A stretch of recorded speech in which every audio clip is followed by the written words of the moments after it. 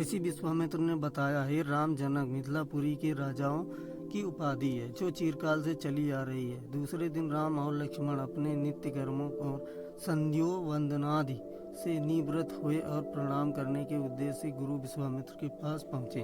वहाँ उपस्थित आश्रमवासी तपस्वियों से राम और लक्ष्मण को ज्ञात हुआ कि मिथिला में राजा जनक ने धनुष यज्ञ का आयोजन किया है।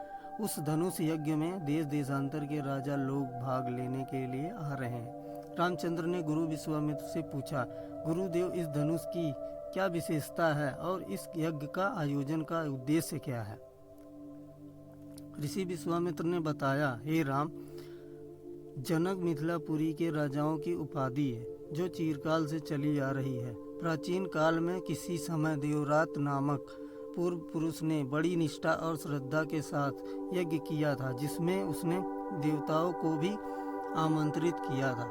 देवताओं ने देवरात को के इस यज्ञ से प्रसन्न होकर उसे पीनाक नाम का धनुष प्रदान किया था। यह धनुष अत्यंत सुंदर, भव्य और गरिमामय है और साथ ही साथ यह बहुत भारी और शक्तिशाली भी है। बड़े बड़े बलवान, पराक्रमी और रणकुशल योद्धा तथा सूरवीर इस पर प्रत्यंचा चढ़ाना तो दूर, इसे उठा भी नहीं सकते। अपनी एकमात्र रूपवती एवं रावणमयी कन्या सीता के स्वयंवर के लिए मिथिला नरेश ने प्रतिज्ञा की है कि जो भी पराक्रमी वीर, राजकुमार या राजा इस धनुष पर प्रत्यंचा चढ़ा देगा, उसके साथ वे अपनी कन्या का विवाह कर देंगे। अनेक देशों के राजा एवं राजकुमार भारी संख्या में इस यज्ञ में भाग लेने के लिए मिथिलापुरी पहुंच रहे हैं। हम लोगों की भी इच्छा है इस यज्ञ को देखने की है, अतः तुम भी हमारे साथ मिथिलापुरी चलो। उसे देखकर तुम लोगों को भी प्रसन्नता होगी। महर्षि का आदेशानुसार राम और लक्ष्मण ने भी विश्वामित्र तथा अन्य ऋषि मुनियों के साथ मिथिलापुरी की ओर प्रस्थान किया।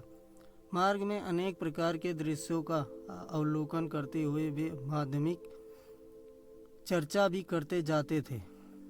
इस प्रकार वे सोड़ नदी के तट पर पहुँचे। विश्वामित्र सहित सभी ऋषि मुनियों एवं राजकुमारों ने सरिता के शीतल जल में स्नान किया। इसके पश्चात संध्या, उपासना आदि से निवृत्त होकर धार्मिक कथाओं की चर्चा में व्यस्त हो गए। रात्रि अधिक हो जाने पर गुरु की आज्ञा से सभी ने वहीं रात्रि व्यतीत की। प्रातः नित्य कर्मों तथा संध्या वंदनादि से निवृत्त होने के पश्चात यह मंडली आगे की ओर बढ़ी। वे परम पावन गंगा नदी के तट पर पहुँचे।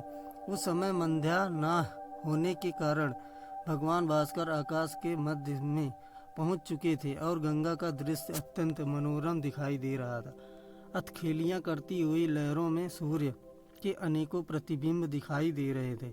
जल में कौतुम्बमयी मछलियाँ क्रीड़ा कर रही थी और नभ में सारस हंस जैसे पक्षी अपनी मीठी बोली में बोल रहे थे। दूर दूर तक सुनहरे रेत के कण बिखरे पड़े थे और तटवर्ती वृक्षों की अनुपम शोभा दृष्टिगत हो रही थी। राम इस दृश्य को अपलक दृष्टि से देख रहे थे। उन्हें देखकर विश्वामित्र ने पूछा, वत्स, इतना भाव भी भोर होकर तुम क्या देख रहे हो? राम ने कहा, गुरुदेव, मैं सुरसरी की इस अद्भुत छटा को देख रहा हूँ। इस परम पावन सलीला के दर्शन मात्र से मेरे हृदय को अपूर्व शांति मिल रही है। भगवान, मैं आपके श्री मुख से यह सुनना चाहता हूँ कि इस कलुष हरिणी पवित्र गंगा की उत्पत्ति कैसे हुई? राम का प्रश्न सुनकर ऋषि विश्वामित्र बोले, हे राम, अनेक प्रकार के कष्टों और तापों का निवारण करने वाली गंगा की कथा अत्यंत मनोरंजक तथा रोचक है। मैं तुम सभी को यह कथा सुनाता हूँ। ऋषि विश्वामित्र ने इस प्रकार कथा सुनाना आरंभ किया। पर्वतराज हिमालय की अत्यंत रूपवती, लावण्यमयी एवं सर्व गुण संपन्न दो कथाएं थी।